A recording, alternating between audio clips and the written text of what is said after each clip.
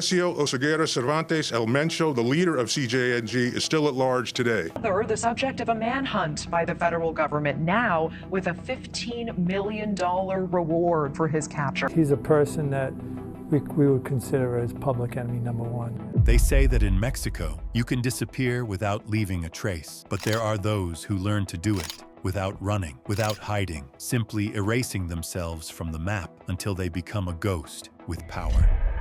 That is the case of Nemesio Oseguera Cervantes, better known as El Mencho. A name that causes silence, a surname few dare to pronounce out loud, and a presence that, ironically, has been built from absence. In Mexico, there is something very clear among the civilian population. You must not get involved with criminal organizations under any circumstance, and this has been demonstrated for years through cases that have shocked the country and much of the world. Today, while his organization continues operating across different states, while the authorities claim to have been close to catching him, and while his figure dominates headlines and investigation files, he is not there. He does not appear on camera. He gives no interviews. He leaves no recent photos. No verified rumors circulate about him, only shadow. Something similar to what happened with Ismael Zambada Garcia, El Mayo. El Mencho is nowhere, and even so, he is everywhere. A powerful sentence without the intention of glorifying, but one that explains the situation of this criminal. And the truth is that very little is known about this man. His photographs are few, and when it comes to videos, they simply do not exist. But how is that possible? How can a man for whom a reward of $10 and $15 million has been offered, who has been at the top of the DEA's 10 most wanted list, seem as if he never existed? Several of his family members have been arrested, but he seems to have disappeared from the face of the earth. On YouTube, there are countless videos claiming his supposed death, or that he appeared in some place, or an alleged last phone call. The reality is that many of those headlines are created for clicks and truly lack veracity. He was born on July 17, 1966, in a town southwest of Michoacán with his 5 siblings, Naranjo de Chila.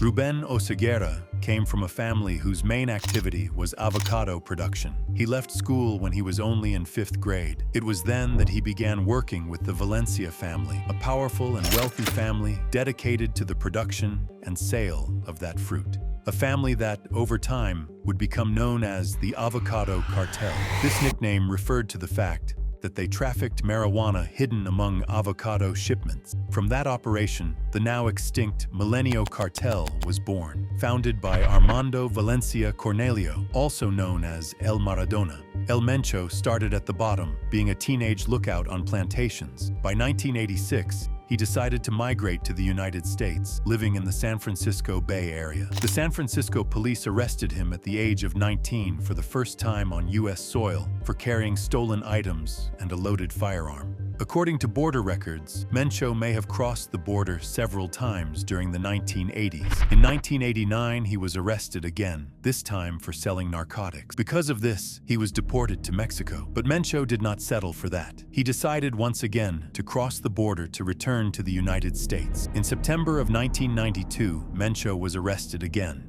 this time with his brother Abraham, both charged with drug-related offenses in Sacramento, California. At that time, Oseguera Cervantes was 26 years old. 3 weeks later, they were arrested and prosecuted for drug trafficking in the United States. Mencho initially insisted on his innocence and was about to declare himself not guilty, but eventually, he decided to plead guilty. After his release, Mencho returned permanently to Mexico and joined the municipal police in Tomatlan, Jalisco, but not with the intention of enforcing the law. Instead, from within, he strengthened ties with the Nava Valencia brothers, members of the Milenio Cartel. He became part of the squad of hitmen that protected Armando Valencia Cornelio, leader of the criminal organization. Mencho was always known as an intelligent and reserved person. He became key in trafficking substances into the United States, thanks to his contacts and experience in the neighboring country. But that organization did not last long. In 2003, El Maradona, its top leader, was arrested. From that moment, the organization began to fall apart, receiving blow after blow.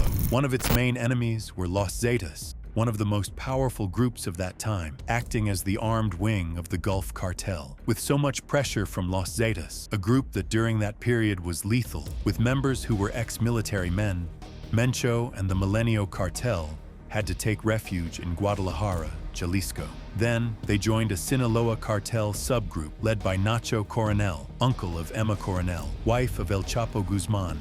That is how they managed to hold on until 2009, when their leader Oscar Orlando Nava Valencia was arrested. 1 year later, his brother Juan Carlos, El Tigre, was also captured. 2 months after that, Coronel was killed in a shootout with the Mexican army. At that point, it was evident that the Milenio cartel was reduced to ashes and condemned to disappear.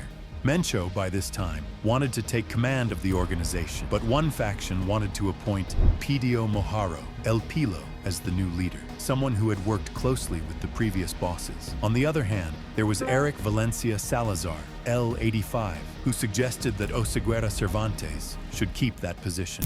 With Coronel dead, the organization no longer had the support of the Sinaloa cartel. This is when one of the most well-known cartel wars in Mexican history began.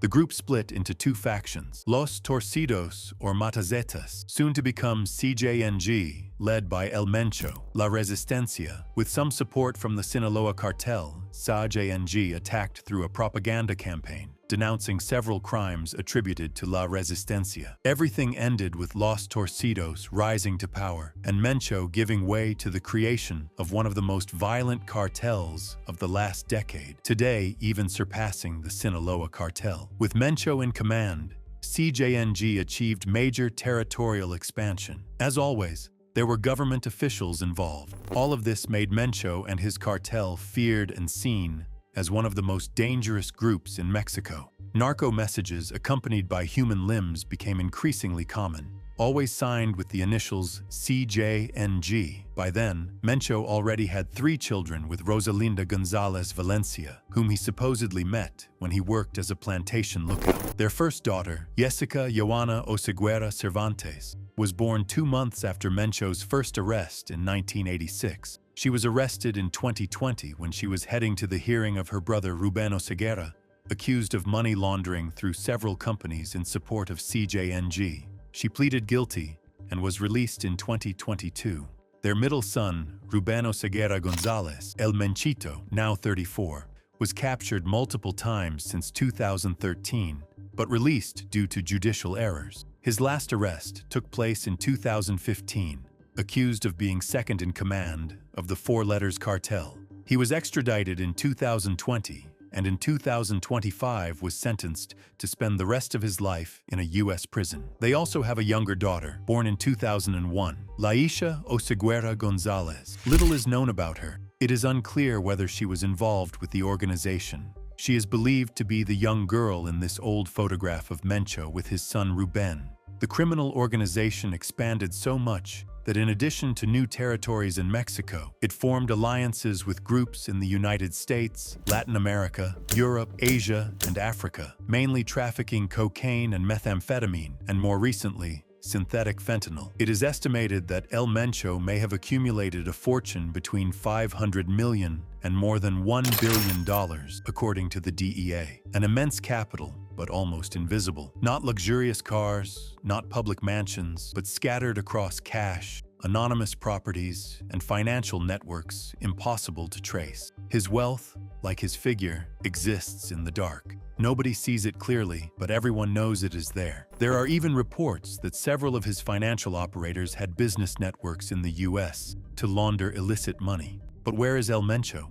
There are many rumors. Some claim he continues to operate from the shadows. Others suggest the opposite. Rumors of his alleged death emerged in May 2018 after a clash between the Army and CJNG members in Nayarit, near the Golden Triangle. It was said that Nemesio Oseguera Cervantes had died in that gunfight, but nothing was confirmed. Days later, the attorney's office denied it, and the ghost disappeared once more. Another theory is his health. For years, it has been said that he suffers from kidney failure that seriously deteriorated his physical condition. It is even claimed that he built a small hospital surrounded by trees in the community of El Alcihuatl, Jalisco. Whether that is real or not, nobody knows for sure. But the rumor persists. In 2022, the version of his death resurfaced, this time in a private hospital in Guadalajara, allegedly due to respiratory failure. Narco banners from the Cartel Independiente de Colima even claimed it as a fact. But just like before, nothing was proven. No photos, no official reports, no verifiable evidence, only speculation, noise, and shadows. That is why, while some believe El Mencho is no longer alive, others say he is still hiding in the mountains of Jalisco, moving like a ghost along rural paths, changing safe houses, protected by silence, by the Sierra, and by his men. And although so much is said, the truth is that no one really knows where he is, whether he is alive or if we will ever find out.